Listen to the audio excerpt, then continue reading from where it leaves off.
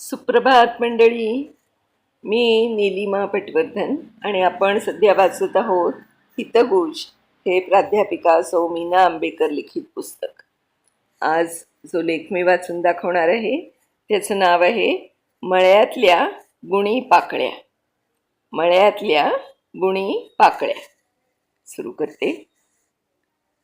भाजीपाला स्पर्धेत प्रथम क्रमांकाचं बक्षीस मिळवलेली माझी विद्यार्थिनी रमा मला मोठ्या प्रेमानं आपल्या घरचा बगीचा दाखवायला घेऊन गेली. 50 फूट बाय 50 फूट जागेत कांदा, लसूण, आलं, हळद, टोमॅटो अशी अनेक छोटी छोटी झाडं तिनं लावली होती. लसणीची पानं बघताच मला माझ्या आजोबांनी सांगितलेली जुनी गोष्ट आठवली. 1721 साली फ्रान्समध्ये 4 कैद्यांना एक विचित्र शिक्षा फाशी देण्यापूर्वी देण्यात आली होती. ती म्हणजे प्लेग झालेल्या मृत माणसांची प्रेतं त्यांनी जमिनीत पुरायची. याचं कारण म्हणजे त्यांना प्लेगचे नक्कीच इन्फेक्शन होईल आणि फाशी देण्यापूर्वीच त्यांचा नैसर्गिक मृत्यू होईल.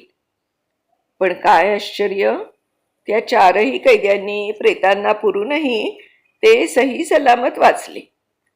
याचं कारण काय, तर त्यांनी शिक्षेच्या पूर्वी काही दिवस लसणाचा अर्क वाईन बरोबर रोज घेतला होता. आणि आज शास्त्रज्ञांना समजलंय की लसणामध्ये बॅक्टेरियांना मारण्याचे गुणधर्म आहेत. रमाचे वडील म्हणाले, मॅडम, अहो, हा लसूण म्हणजे आपल्याला मिळालेलं एक वरदानच आहे.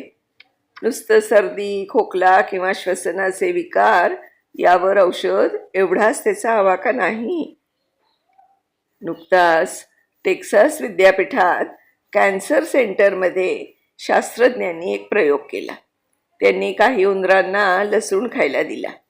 त्याच उंदरांना पोटाचा कॅन्सर घडवून आणणारे पदार्थ पण खायला दिले. अशा उंदरांना पोटाचा कॅन्सर होऊन खरं म्हणजे ते दगावयास हवे होते. पण त्या उंदरांमध्ये अगदी कमी प्रमाणातच कॅन्सर पेशी आढळल्या. अशाच प्रकारचा प्रयोग ब्रेस्ट कॅन्सरसाठीही केला. त्यातूनही असंच दिसलं की लसणामुळे कॅन्सर पेशींची वाढ थांबली आणि त्या कॅन्सरच्या पेशींना मारणाऱ्या ग्लुटॅथिओन ट्रान्सफरेज या एन्झाईमची वाढ झाली. मॅडम, या सर्वांचं कारण म्हणजे लसणाची पाकळी 100 प्रकारच्या कंपाऊंडनं बनली आहे.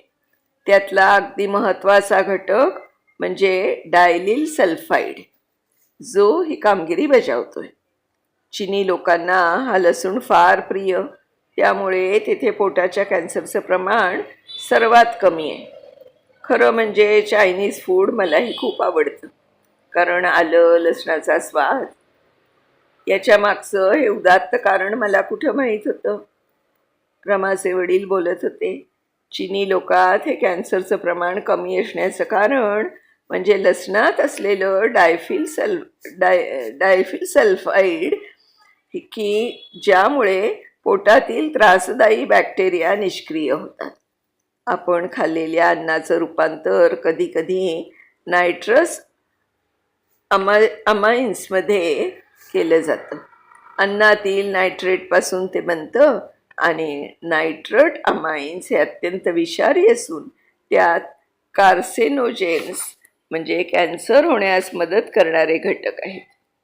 आणि लसणाचे हे औषधी पदार्थ हे रूपांतर न होऊ देण्याचं कार्य करतात. रमाचे वडील स्वतः डॉक्टर आहे. 1980मध्ये पुण्याच्या मेडिकल कॉलेजमध्ये शिकवत असताना एका मोठ्या संशोधनाबद्दल ते सांगत होते. या संशोधनात असं समजलं की रक्ताच्या गुठळ्या म्हणजे ब्लॉकेजेस हे लसणाचे पदार्थ होऊ देत नाहीत. आणि हे महत्त्वपूर्ण संशोधन आपल्या भारतात आणि तेही आपल्या पुण्याच्या मेडिकल कॉलेजातच झालं आहे. ह्याचा अभिमानाने अगदी आम्हाला खूपच म्हणजे आनंद झाला. टागोर मेडिकल कॉलेज तुम्हाला माहीत असेल ना. आता टागोर म्हटल्यावर त्यांची निसर्गशाळा, त्यांचं लेखन, फार काय चित्रकला येतपर्यंतच माझी मजल गेली होती. माझं अज्ञान मी आपल्याजवळ ठेवून हो म्हणून मान हलवली.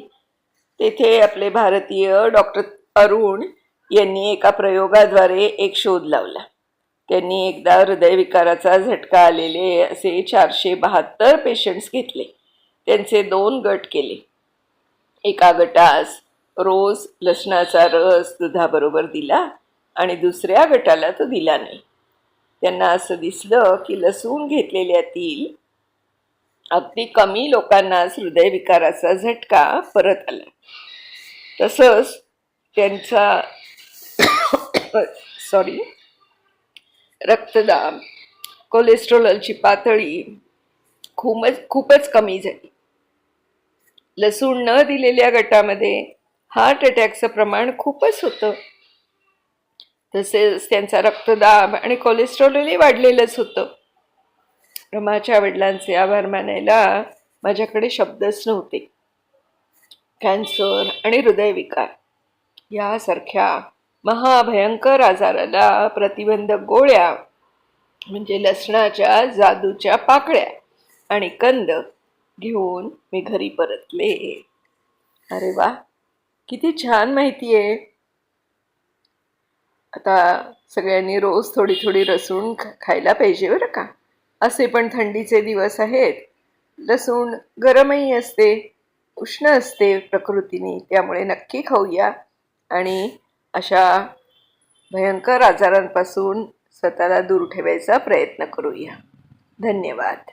उद्या पुन्हा एखाद्या अशा छानशा लेखासह भेटणार आहोत. तोपर्यंत मी निलिमा पटवर्धन आपली रजा घेते.